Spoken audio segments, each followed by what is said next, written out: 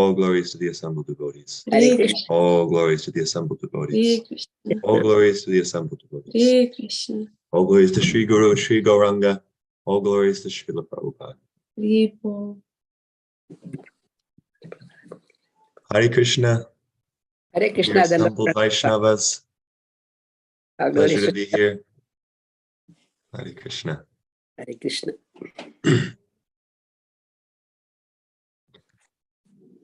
Om Namo Bhagavate Vasudevaya.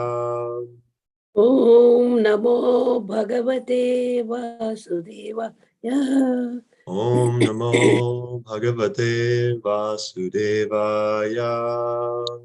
Om Namo Bhagavate Vasudevaya. Om Namo Bhagavate Vasudevaya. Om Namo Bhagavate Vasudevaya.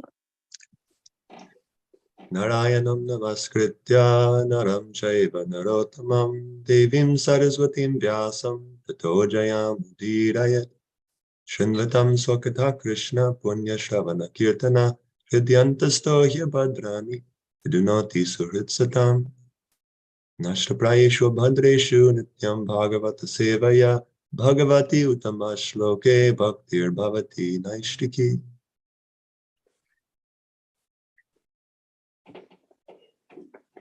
So, dear devotees, we will read 37 and 38 this morning.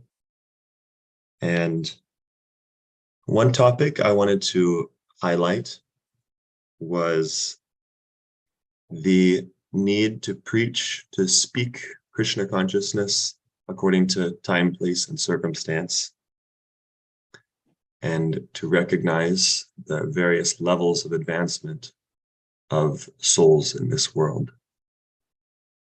So we'll read and then discuss on that topic. And I'm looking forward to having some discussion with all of you. So thank you all for having me here. Hare Krishna. Text 37. Tanme dharma vratam shrishta sthanam nirdishtum arhasi yatraiva niyato vatsya atishtam stenu shasanam. Tanme dharma vratam shrishta sthanam nirdishtum arhasi yatraiva niyato vatsya atishtam stenu shasanam. Tanme dharma vratam shrishta sthanam nirdishtum arhasi yatraiva niyato vatsya atishtam stenu shasanam. Please go ahead.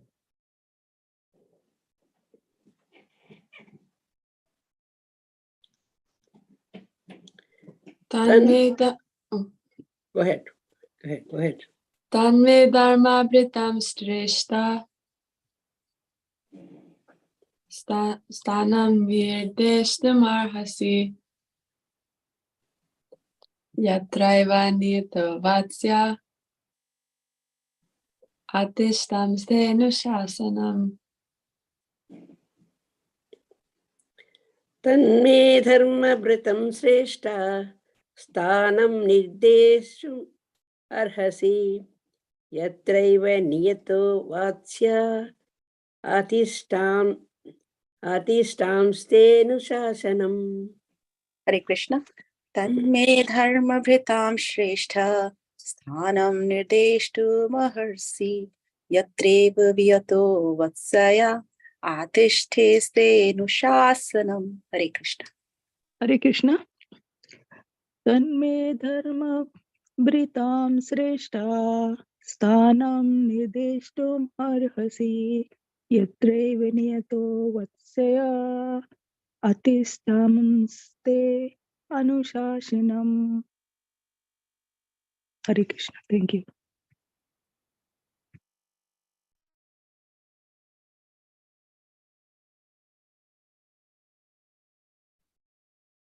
Anyone else?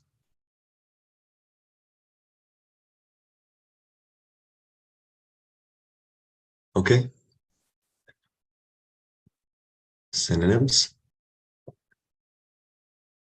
Tat, therefore, me, dharma, Britham, of all the protectors of religion, Shrestha, O chief, Sthanam, place, Nirdeshtum, fix, Arhasi, may you do so, Yatra, where, Eva, certainly, Niyata, always, Vatsye, can reside, Atishtan, permanently situated, Te, your, Anushasanam, under your rule.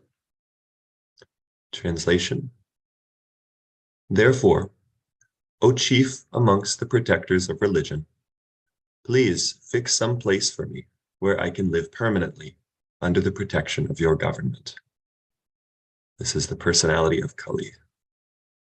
Srila Prabhupada's purport. The personality of Kali addressed Maharaj Parikshit as the chief amongst the protectors of religiosity, because the king refrained from killing a person who surrendered unto him. A surrendered soul should be given all protection, even though he may be an enemy. That is the principle of religion. And we can just imagine what sort of protection is given by the personality of Godhead to the person who surrenders unto him, not as an enemy, but as a devoted servitor. The Lord protects the surrendered soul from all sins and all resultant reactions of sinful acts. Bhagavad Gita 18:66. And verse 38.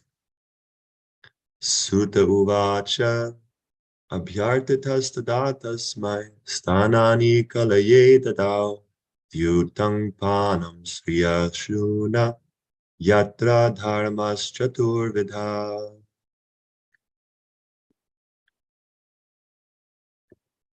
Synonyms.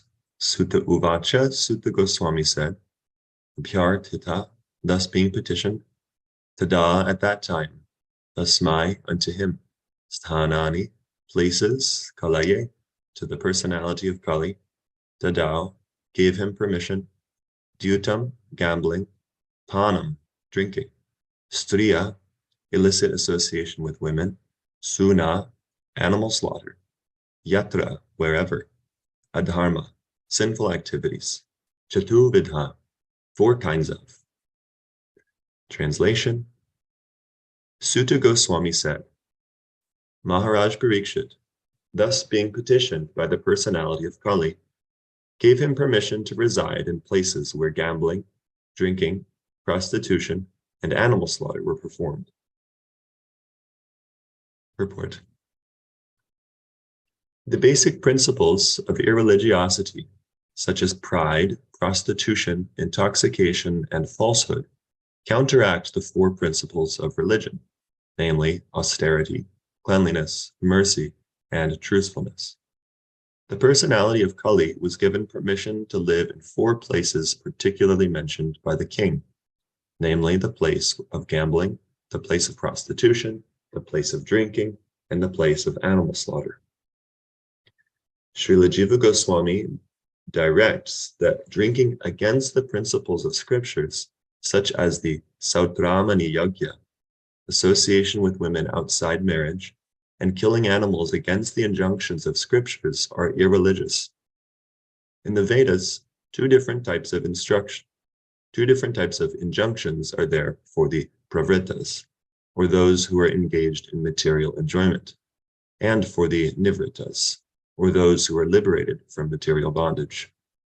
The Vedic injunction for the pravritas is to gradually regulate their activities towards the path of liberation. Therefore, for those who are in the lowest stage of ignorance and who indulge in wine, women, and flesh, drinking by performing Sautramani Yagya, association of women by marriage, and flesh eating by sacrifices are sometimes recommended. Such recommendations in the Vedic literature are meant for a particular class of men, and not for all. But because they are injunctions of the Vedas for particular types of persons, such activities by the pravritas are not considered adharma. One man's food may be poison for others. Similarly, what is recommended for those in the mode of ignorance may be poison for those in the mode of goodness.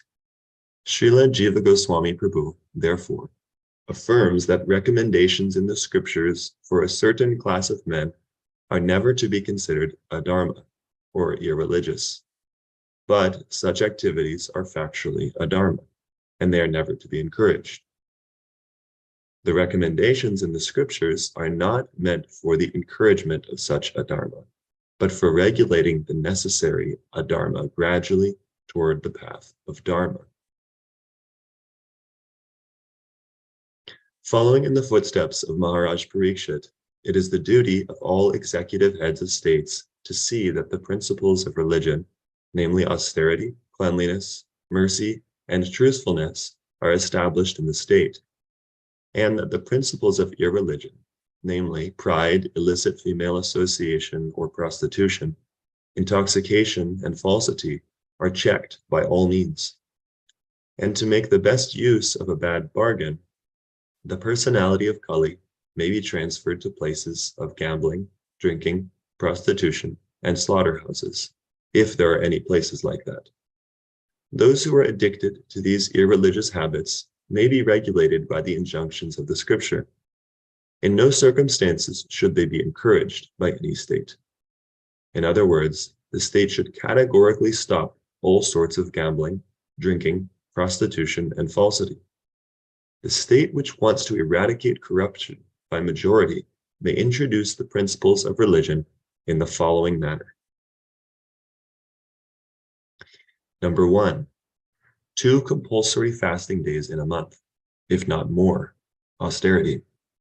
Even from the economic point of view, such 2 fasting days in a month in the state will save tons of food, and the system will also act very favorably on the general health of the citizens.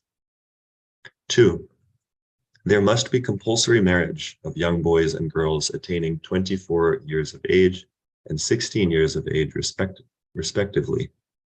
There is no harm in coeducation in the schools and colleges, provided the boys and girls are duly married. And in case there is any intimate connection between a male and female student, they should be married properly without illicit relation. The Divorce Act is encouraging prostitution, and this should be abolished. The citizens of the state must give in charity up to 50% of their income for the purpose of creating a spiritual atmosphere in the state or in human society, both individually and collectively.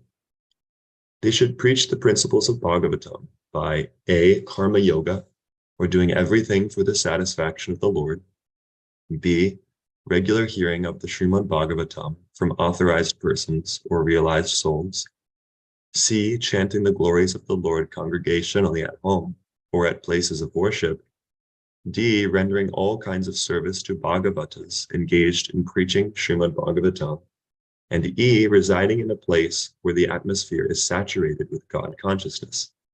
If the state is regulated by the above process, naturally there will be God consciousness everywhere. Gambling of all description, even speculative business enterprise, is considered to be degrading. And when gambling is encouraged in the state, there is a complete disappearance of truthfulness. Allowing young boys and girls to remain unmarried more than the above-mentioned ages and licensing animal slaughterhouses of all description should be at once prohibited. The flesh eaters may be allowed to take flesh as mentioned in the scriptures, and not otherwise.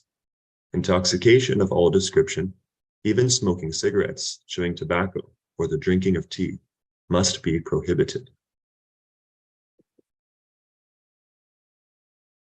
Om Jnana-timirandasya Jnananjana Shalakaya Chakshurunmilitam Yena Tasmai Shri Gurave Namaha Shri Chaitanya Manobhishtam Stapitam Yena Bhutale Swayam Rupa Kadamahyam Dadati Svapadantikam Shri Krishna Chaitanya Prabhu Nityananda Shri Advaita Gadadhar Shivasari Gaura Bhaktavinda Hare Krishna, Krishna Krishna, Hare Hare Hare Rama, Rama Rama, Hare.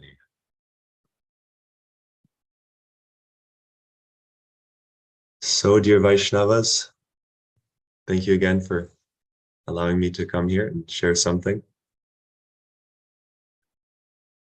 I'll just briefly touch on this purport because there were a few points that can bring up controversy.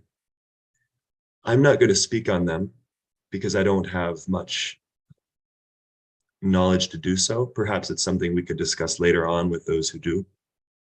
I just wanted to share one thought, which is that Srila Prabhupada wrote these purports in the first canto while he was in Radha Damodar Mandir, before he had ever come to the United States.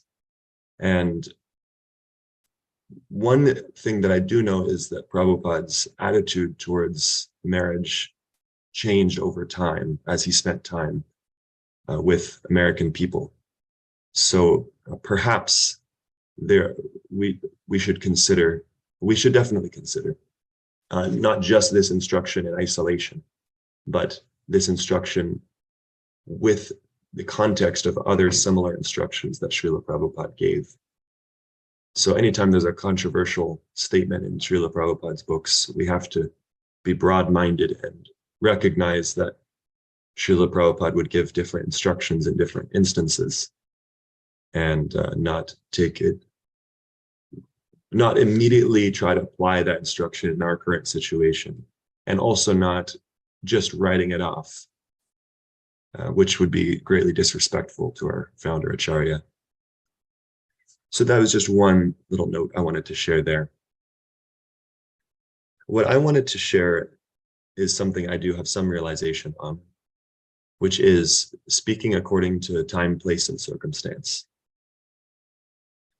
It's striking that Maharaj Parikshit allows the personality of Kali to stay.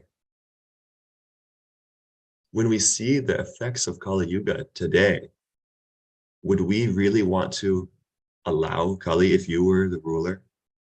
If you go to Kensington Market, as some of our heroic Vaishnavas here have done, if you see people with needles hanging out of their skin and on the verge of death, no hope, you see slaughterhouses, terrible, terrible things going on in Kali Yuga.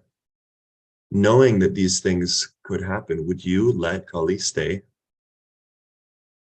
So that's one hard thing to understand, but it is a Kshatriya principle that anyone who surrenders unto them, they will give protection. And of course, if we had rulers, as Srila Prabhupada is outlining, then the personality of Kali would not be able to infiltrate in the same way that he was not able to infiltrate Maharaj Parikshit's kingdom. Because actually those 4 activities of sinful life didn't happen in Maharaj Parikshit's kingdom. So there's a very striking analysis Srila Jiva Goswami gives in this purport as well, that we can't consider these lower activities like eating meat and prostitution and drinking, we can't consider them adharma or not religious for the people who need that in a regulated way.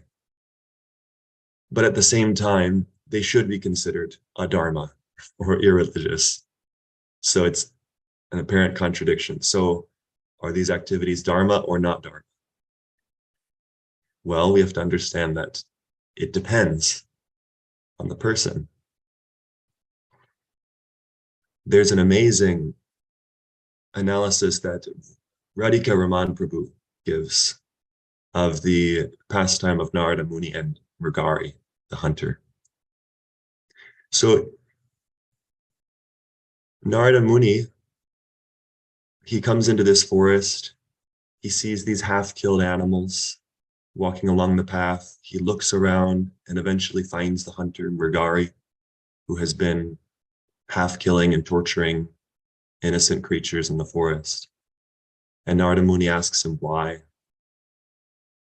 Mrigari says this is how he was taught. This is his family tradition. And he actually derives great pleasure from half-killing animals.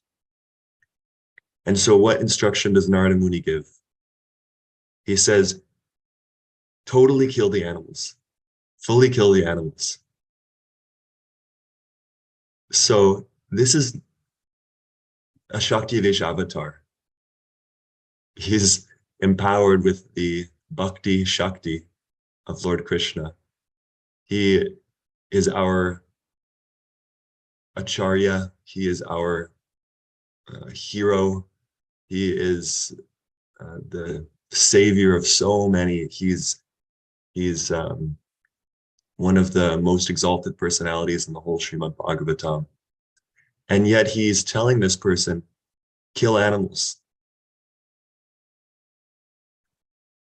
This is the same Narada Muni who instructed Prahlad Maharaj in the womb, who instructed Dhruva Maharaj.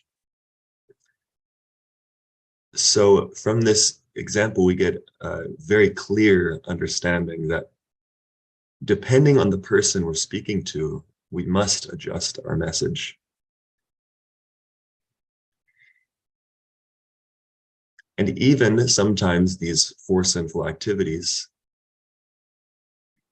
can't be stopped immediately. So there's an expression, I believe this is from His Holiness Radhanath Swami, one of his disciples was sharing this with me when I was in Toronto, that our mood in sharing Krishna consciousness should be bring people one step closer to Krishna. So what does this imply? It implies that there are steps. You're bringing people one step closer. That means we're at different steps.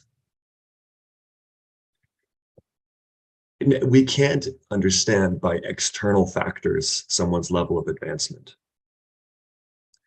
There's many examples.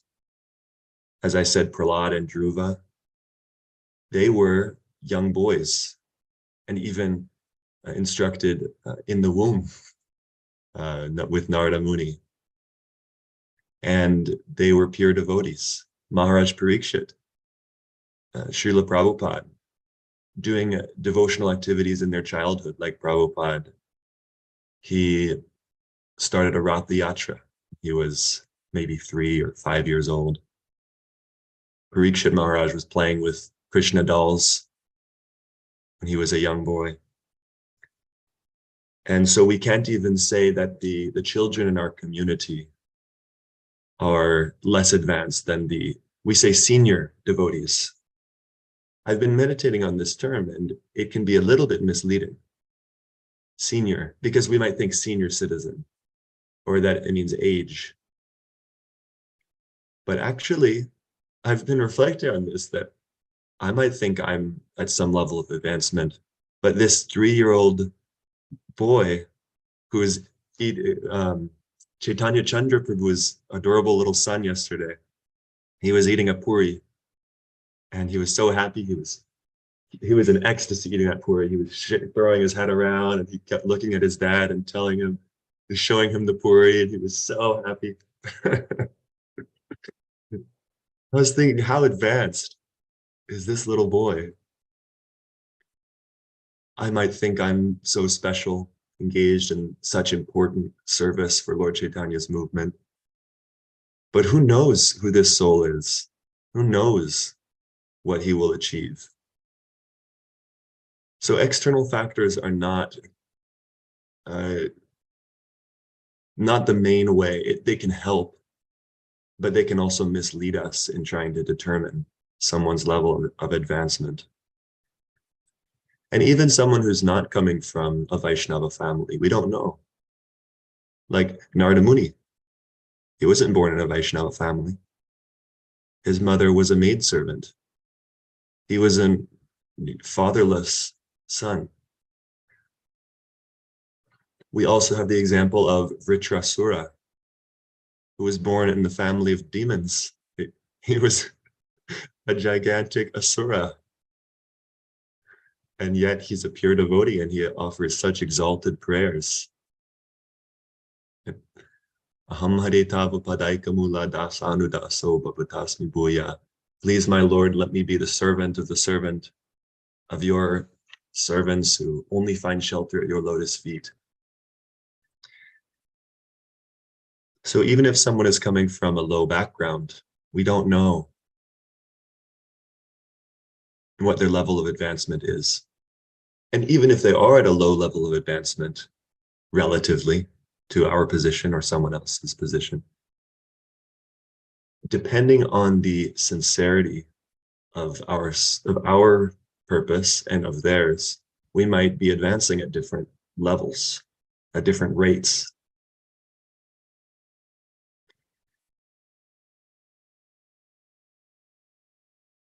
Srila Prabhupada, he came to the West, and so many people, from what someone might say, actually people do say, who are in a smarta kind of mentality.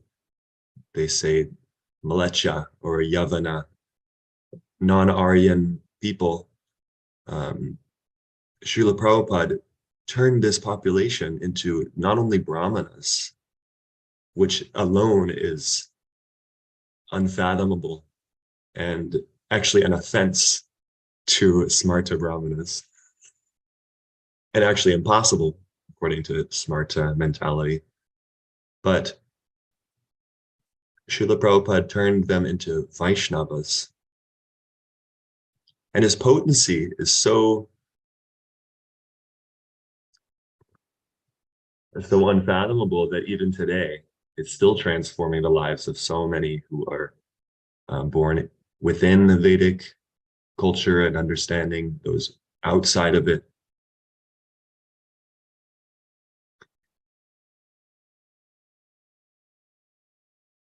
One more point I'll share, and then I'll speak a little more on Srila Prabhupada and his Western outreach and how we can follow in his footsteps.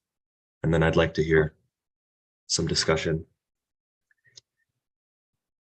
So we are called to elevate ourselves to the Madhyama platform and ultimately the Uttama Adhikari platform. And so what is the Madhyama Adhikari? They are a teacher of Krishna consciousness.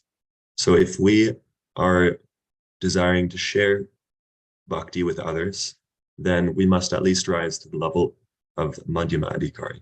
Well, that is the level of one who teaches. Even from the Uttama level, they come down to the Madhyama level so that they can teach Krishna consciousness. And so what is the distinctive quality of one on the Madhyama, the middle platform? They see distinction. They discriminate, which could be seen as a negative word. It is seen as a negative word in this age, especially in Western culture where equality is so highly valued. Material equality is highly valued. But we understand that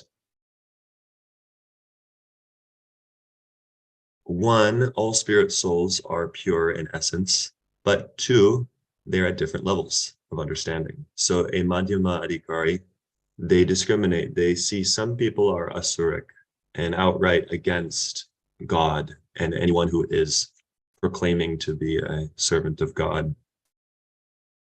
And so the Madhyama Adhikari avoids them carefully. We might be out talking to people at our work or extended family or out distributing books, and people, when we speak about Krishna consciousness, they try to just defeat us. They try to turn down our arguments. They try to convince us otherwise.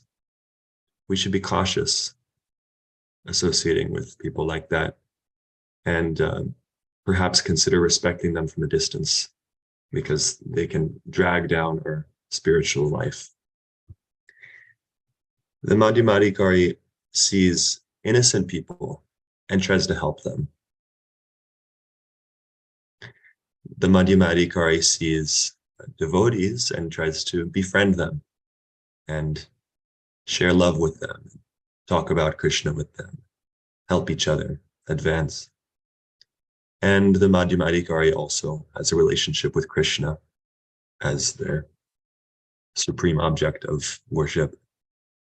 So the beginning devotee, the Kanishta Adhikari, and the Madhyama Adhikari, they both see Krishna. They're both devotees, servants of God. But the difference is that the Madhyama Adhikari also recognizes that there are other souls and other souls who are at different levels of advancement. So Srila Prabhupada gives us wonderful examples of acting in this way. We know the example of Prabhupada meeting a race car driver and only speaking about race cars. He didn't talk about Krishna at all. There was also an example I heard of Srila Prabhupada walking through a neighborhood and stopping and saying hello and just asking about people's lives. Again, not directly talking about Krishna at all. Of course, in most instances, Srila Prabhupada did directly talk about Krishna. And he explained to John Lennon and Yoko Ono that a guru is one who's most addicted to Krishna. So Srila Prabhupada was very addicted, he is very addicted to Krishna, and any chance he gets, he speaks about Krishna. But that doesn't mean we always have to directly speak about Krishna, or that we have to immediately think people can come up to or should come up to a high platform of Vaishnava etiquette. Srila Prabhupada, when he was in 26 Second Avenue, he first came to America. What did he first do? He studied the people. He would talk to Sally Agarwal and her husband and meet their neighbors. And he would, with fascination, observe Sally Agarwal vacuuming. He'd never seen a vacuum cleaner. With fascination, he would pull chopped frozen vegetables from the freezer and with delight use them for his cooking. Srila Prabhupada would take the train with no purpose, no destination other than to observe and learn about the people. Srila Prabhupada would go walk to the grocery store to get his spices and vegetables, and he would observe along the way. So Srila Prabhupada gives such a striking example that we need to be very sensitive to our audience and very carefully observe, ask them about their lives. Srila Prabhupada would spend hours talking with his students in New York and San Francisco, trying to get to know them, the way that their minds work, so that he could best help them and bring them one step closer to Krishna. And he could understand that immediately imposing heavy regulations would not help them, would actually turn them away. So Shyamasundar, his glorified disciple, was carving Lord Jagannath, and he was smoking cigarettes. Of course, Srila Prabhupada did, with great kindness, come and he knocked the box of cigarettes away. But Srila Prabhupada didn't immediately impose so many rules and regulations. Srila Prabhupada was not one to walk into the temple room and immediately tell the newest person there, you can't sit like this, don't do this, don't do that, because he could recognize that this is not favorable. And Srila Prabhupada didn't even share the 4 regulative principles with his new initiates until after the first initiation. Someone asked after the initiation, so Srila Prabhupada, are there any rules we should follow? And Srila Prabhupada said, I'm glad you asked. And he explained to them the 4 regulative principles. There's a wonderful handwritten letter you can actually read where Srila Prabhupada posted this for the devotees to see. So of course, this doesn't mean that we don't try to elevate people to a higher platform. Doesn't mean that we always let people do activities that aren't good for them. But Srila Prabhupada, Lord Chaitanya, calls on us to become acharyas. Yarideka Tarikaha Krishna Upadesh Amara Gyai Guru Haritara Edesh. And try to liberate everyone by telling them about Bhagavad Gita and Srimad Bhagavatam. But it must be done in a way that's favorable. We see in this purport, even clearly adharmic things like eating meat, prostitution, these things can be done if it is beneficial for someone's gradual advancement. Of course, we know if you just take to bhakti and you just start chanting Hare Krishna, these things will be quickly purified. But we should seriously consider, if we are wanting to reach the Philadelphia public, it will take great sensitivity, great interest in the minds of people. And it's Philadelphia in general is, from what I'm seeing, very diverse. Cities in America are quite diverse. And so it's not that one population is just like all others. We might have to understand many populations and interact with them in unique ways and share bhakti with them in unique ways. But we must follow in the footsteps of Srila Prabhupada and get to know the people and give them what is favorable to bring them one step closer to Krishna.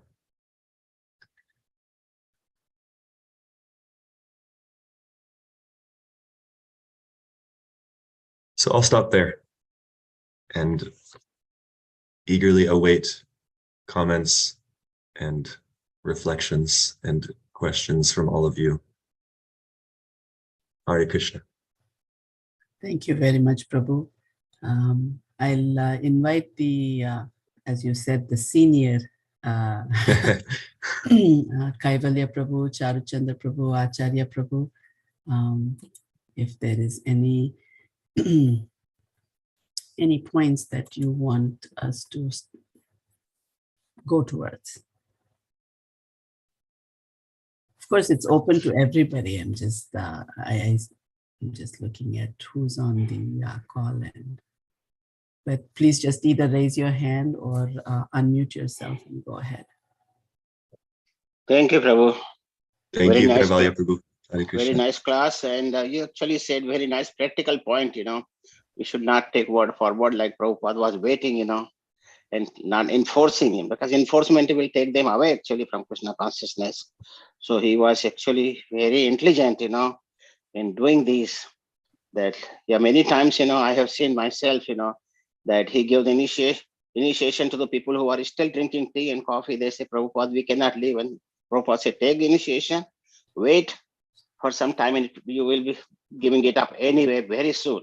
So Prabhupada was praying for that, but he will give initiation. He won't wait, because he knew that his life is very short, and also he has to give initiation to so many people and spread Krishna consciousness. So his main purpose was to give actually Krishna consciousness, so he can continue rather than restricting him. No, you cannot do this, you cannot do this. That way he could not spread the message so much. So actually he knew the technique, how to do it. Similarly, Sri Prabhupada will use the technique. He will take the words from the person, sentences, and he will cut them. Like in their own sentences, he will cut them, and that way he made so many disciples. He will say, okay, what is your argument? And then that argument, he will really piece by piece, he will just dismiss it. So that very great technique he had, actually. So thank you very much, Prabhu. Nice class. Thank you, Kaivalya Prabhu. Such a nice point. If we keep the principle of sharing Krishna consciousness, of compassion in the center, then we can know how to adjust the details.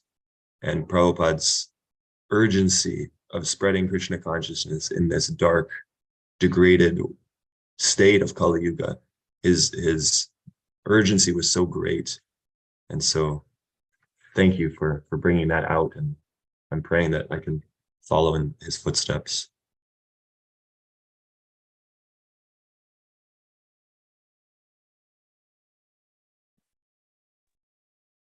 Hare Krishna, Brhat Hare Mrdanga. Krishna, Acharya Chandra Prabhu. Thank you for bringing up this topic. It's very important because we see that, I'm sure we've all noticed the two different extremes in this, where either devotees will be way too strict way too soon, or they'll be way too lenient for way too long. And so my question is, and thank you for the good examples with Mrigari and Prahlad. So my question is, how do we understand when we should be going soft and when we should be going direct? When you say we, is this for our own sake, or when we're teaching and sharing Krishna consciousness for others? Both, but let's start with when we're sharing Krishna consciousness to others. So I'll share what little I can on this. I like the way you put it, Acharya Chandra Prabhu. Too strict too soon, or too lenient for too long. So what really helps that we do in the Krishna House program is having a mentorship system. And there's an ashram leader who takes care of the newcomers and regularly is in touch with them and really getting to know them carefully. And because they spend so much time with them, they know, they get an understanding of what is favorable for them. And knowing their mind, they can give instruction at the right time and in the right amount. So, for example, we have a system that if there are issues in Vaishnava etiquette, then the ashram leader will note it down. And they won't immediately correct, but rather they will list them all.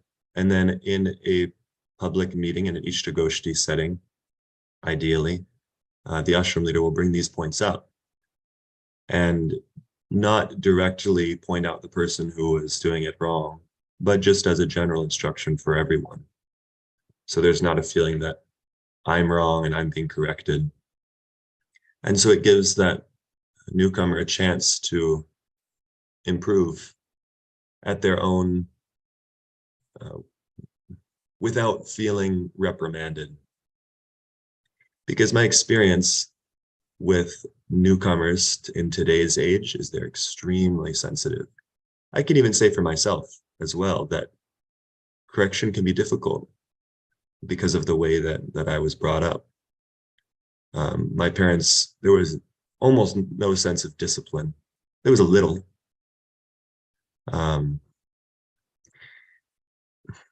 So it's so important that there is someone who is very close to that newcomer and understands them and is able to give them the right amount and at the right time. So that's something I can share on this point, Acharya Chandra Prabhu. Do you have any thoughts, or does anyone else on this point? Well, the reason I ask is, so for those counselors that are there who that observe and determine when it's right and how to address it in such a way that doesn't hinder a person's spiritual growth. Is that based on some formula? Is there some training involved? Is it intuition? I guess that's my question, is there? Because we see the two examples that you gave of Narada Muni and Mrigari and Srila Prabhupada and his earlier disciples, they actually followed the same formula. So I was wondering if what you're proposing also follows a formula, or... Can you explain what you mean by the formula that they were following? The formula they followed. So as you mentioned, Narada Muni's first instruction to Mrigari was just kill the animals all the way Hmm. instead of killing them halfway and making them suffer. Hmm. But then very, very soon after, Mrigari, he became curious and he surrendered to Narada Muni. Mm. And then he said his second instruction, which was the very same day, he said, now break your bow in half. Yeah. Yeah. So that was his only means of livelihood. Yeah. Yeah. But he did it because first he actually asked. And so the example you gave with Srila Prabhupada and the early initiates who he even initiated without telling them the regulative principles, he said the chanting is the most important thing. Mm. And then they asked, hey, are we supposed to, that day or the day after the initiation, they said, are we supposed to do anything else? He said, actually, I'm very glad you finally asked me that. And then Yeah. he made it out, right? So the formula that these two stories both followed were, once the student became surrendered and they're actually asking, then it's the duty of the spiritual master to give everything, Mm. even if it's seems to be to the detriment of their livelihood or the what they feel is comfortable living. So I Mm. guess that's where my question lies. Nice, Prabhu. That I appreciate you bringing that out. So these acharyas, our founder acharya and Narada Muni, they were sensitive and waited until they had a sufficient relationship they had sufficient trust from their student before they gave instruction that could be seen as very difficult to follow. Because if they had done so prior, the instruction might have been rejected outright. And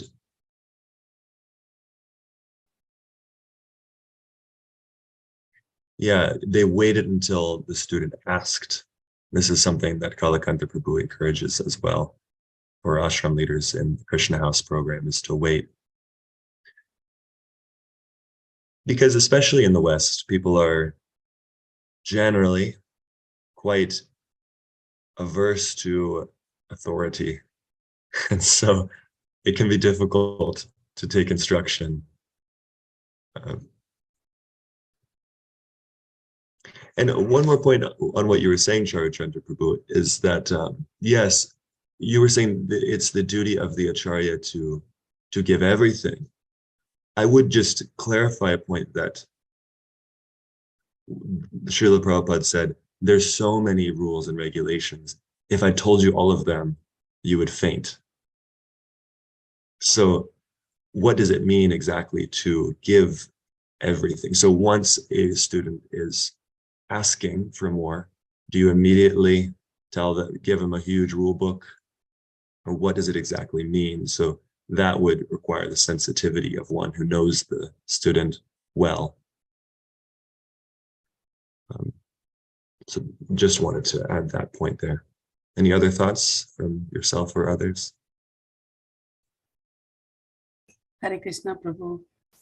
I really like the way you said the goal is to bring everybody a step closer from wherever they are. And as you said, and as we should always remember, is that all of us are at different steps. We're on different steps. And all of our hopes is to go to the next step. But in our effort to take somebody who is not quite there closer, whatever standards we have already come up with in any setting, in any given setting, it's sometimes a little bit difficult to coexist together without. So my point is, the people that are already a step closer, it's hard for them to see certain things not being done. And again, when you say we have to remember, we have to have the compassion Srila Prabhupada had for, everybody, not nobody was at his level, everybody was way down, and he had that compassion. And so if all of us had that level of compassion, we would look at everybody and help them get closer. I think the struggle is over there. how to balance the needs of the two. I hate to say two sides. I really hate the word sides because it's just, but I think that is the fact of the matter. Yeah, there's a certain cultural momentum that any community has. And to change that course can be difficult. So I think Kaivalya Prabhu brought out such a brilliant point that the urgency, the compassionate urgency to share this message, which Lord Chaitanya has urged us to do, he's given us that urgency, that should be the guiding principle. And so our communities in ISKCON must be formulated in such a way that they facilitate sharing Krishna consciousness. And of course, you can't immediately adjust the culture of a community, but visionary leaders like yourself and Dronacharya Prabhu can understand that it takes time to make that shift. And so one question that arises is it worth it to maintain a higher external standard at the cost of sharing Krishna consciousness? Or is it worth it to, for the sake of sharing Krishna consciousness, allow some of those details to be adjusted? So this is the challenging question that I feel any community who wants to increase their outreach efforts in the West, they must face this question. And I see it happening here, and it's so enlivening. So, do you have any other thoughts, Mother Shobharade? No, Prabhu, I was just listening. It definitely, one thing, all of these classes every morning, they make me think. They make me, and that is what is needed. We have to really go deep within and see where we stand. My kids are always challenging me also, how do you reconcile? You're hearing this and you're doing that, They make me think through because some things I've been doing it, so that's why I do it. I was told to do it this way, and so but the point, and then that word consciousness that Srila Prabhupada used, it's consciousness. We need to understand why we are doing what we are doing. And so, when you explain it like this, is it worth it to hold on to these rules at the cost of not helping somebody take one step in the right direction? Then that is something to think about. So. Yeah. Thank you. We need to understand why we're doing what we're doing. What's the purpose of these external rules anyway? Thank you very much. Hands up, so let me open. Oh, 3 hands up now. Yeah, go ahead. I think Trish was. Trish, yes. Yeah. Hare Krishna. Thank you so much for a very enlivening class. I'm just remembering when I first started really learning all the rules, when I first moved into Krishna House, we do go over the rules. It's called the Bhakti Basics. We go over Vaishnava etiquette. So I was learning the rules, and there was this newer girl. She had just moved into the Krishna House, and maybe she went over the rules with her ashram leader. Maybe some things were skipped. I don't know, but she had left to go get water during japa or something, and she put her japa bag on the floor. And so me trying to be helpful, trying to be caring and considerate, I picked her japa bag up off the floor, and when she came back, I was like holding it, and I told her we shouldn't like put it on the floor, we should respect, like I kind of tried to explain it in as nicely as I could. She was very new. It was all very new to her, and she didn't take it very well. She immediately, actually not immediately, she kind of looked a little down, and her japa was less inspired. than it was before she left. And then later on, the women's ashram leader wanted to speak to me and let me know that me correcting her, even though I tried to do it in a nice way, made her feel like she was just feeling like I can't do anything right. Like, gosh, am I even supposed to be here? Like, it was just, you know, the straw that broke the camel's back in a way. And it almost made her want to like leave the Krishna house. It almost made her not want to be a part of this because just corrections, you know. I think it's innocent coming from me, a small correction. But when everybody's giving those small corrections, oh my gosh, how can you? And so yesterday, some new students came, or not students, some new people came to the temple. First time, probably experiencing a bit of culture shock. Also, you know, ecstatic. It's a beautiful temple. And they put after the japa, they put their japa beads on the floor. And I brought them Bhagavad Gitas to read because they couldn't, they wanted to follow along.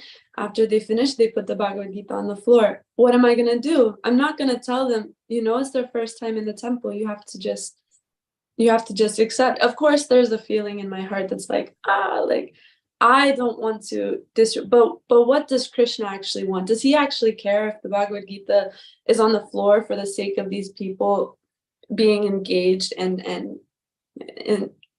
in awe of this temple, in this environment, the friendships here? This is my personal experience, so I just wanted to share that to kind of paint the picture more vividly. Thank you, Trish. And then maybe there's creative ways that we could adjust those things, like maybe right after the japa, someone comes around and collects them, and then there's no worry about beads on the ground. So there's a different way to educate than simply direct, immediate correction. Thank you for that wonderful example. Haribol Kalpesh Prabhu. Hare Krishna Prabhuji, please accept my humble obeisances. Hare Krishna. And very nice question brought up in this call. So I'm not senior like you all are, but with my tiny brain, I'm saying this, what I understand, and I'm not there. So I know what I'm saying is I'm not there at that level also. But this is what I see in this situation is, I remember Bhagavad Gita verse 10.10. Tesam satatam yuktam bhajatam priti purvakam. And then dadami buddhi.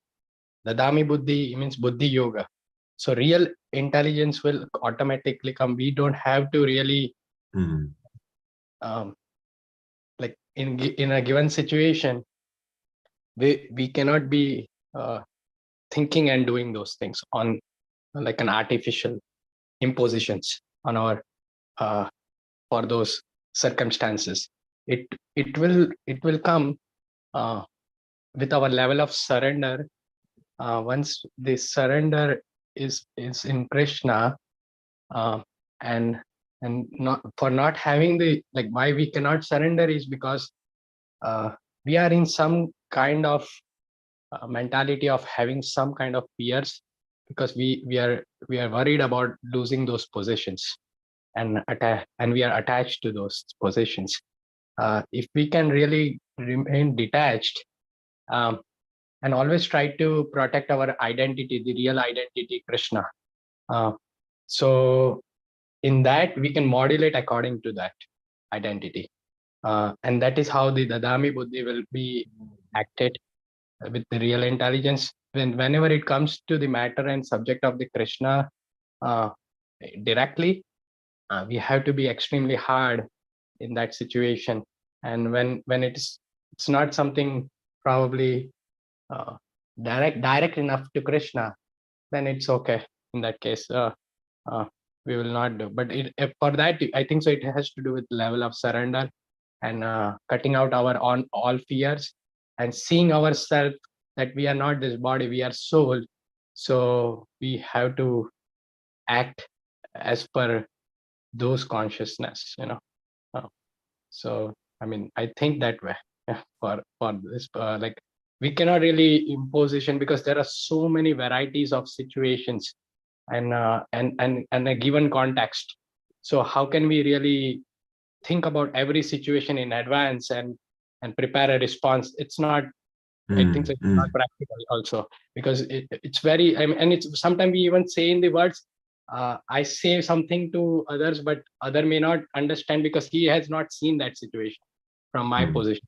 So he may think from his position too. So Great. Thank you, Prabhu. It's a very helpful point. Yeah, Krishna gives the intelligence from within. That's a very helpful verse. Haribol, Bhakta Bob.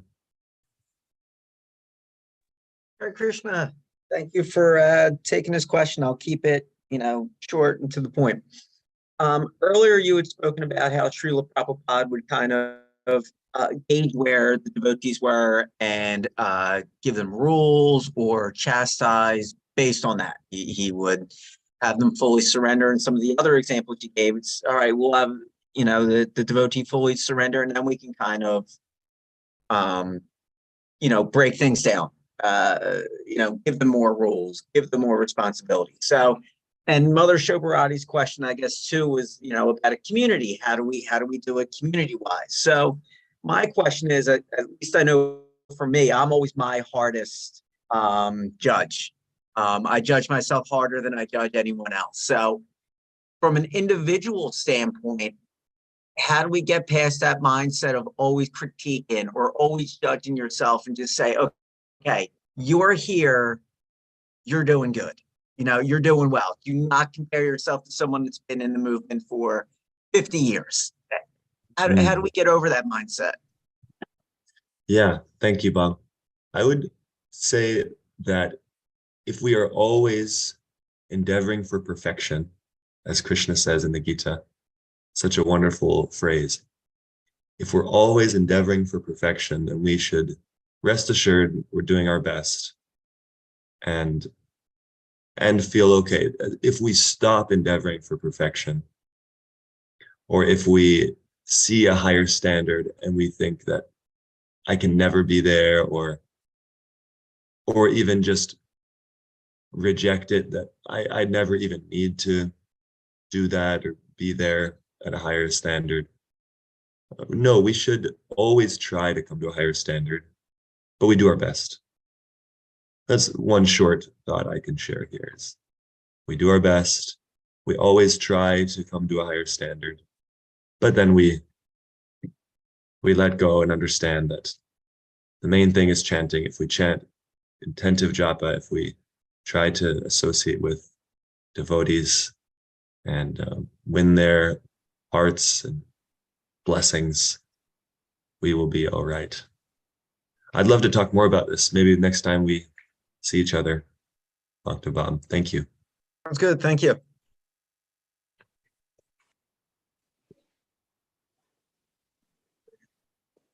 So we're right at 9 o'clock. Any final points? Acharya Prabhu had his hand up. I just want to ask him if it's 9 o'clock, so I virtually lowered my virtual hand. Hare Krishna. That's what I thought so Thank too. you, Prabhu. Thank you very much for very thoughtful We'll class. talk about next time. Thank you very much for a nice class. Hare Krishna. I had 2 points too. Yeah, I would be more than happy to talk about any further points, reflections, questions with any of you later on. Thank you. Thank you very much for the nice class. Hare Krishna. All glories to Srila Prabhupada. Vancha kalpatarubhyasya Kripa sindhu bhebcha patita. Dhanam pavanebhyo Vaishnavebhyo namo namo. Thank you very much for all the information.